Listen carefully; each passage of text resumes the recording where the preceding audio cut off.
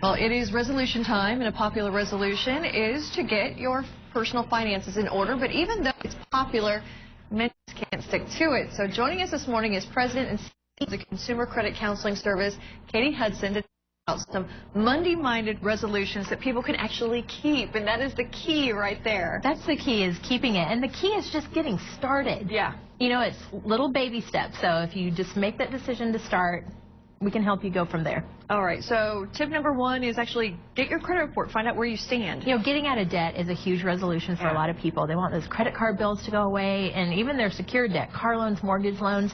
Getting your credit report is the first place to start, because that's the one place that's going to show you who you owe and how much you owe. So you can start from there, making a plan to tackle that debt.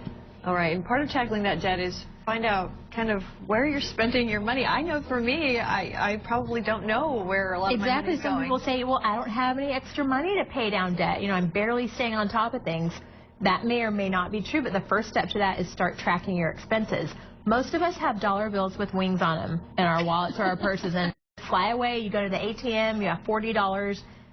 2 days later, you don't know what you have a couple dollars left in your wallet. You're like, what did I spend that on? Yeah. Start writing down every time you go through the fast food, every time you go to the coffee shop, every time you go to the store, write down what you spend. Add it up at the end of the week, at the end of the month. You might be surprised at where you could find some extra dollars to put towards paying down your debt. And I found out, too, I spend more with, I just have my debit card rather if I have cash on me. Absolutely.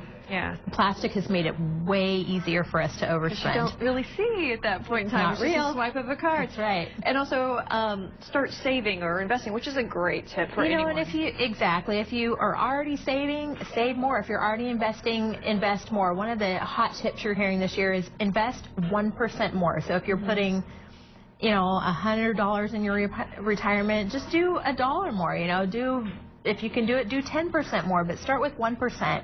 You'll be surprised. You won't miss it from your paycheck, but at the end of the year, you might be surprised at how much you've been able to save. It's just that little saying, every penny adds up.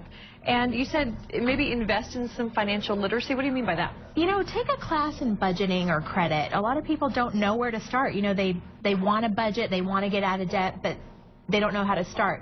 Take a class. We offer classes on, you know, setting up a budget. Do you even know where to start? Did you know that you needed to track your expenses for a couple months before you can even really get a good budget that works for you?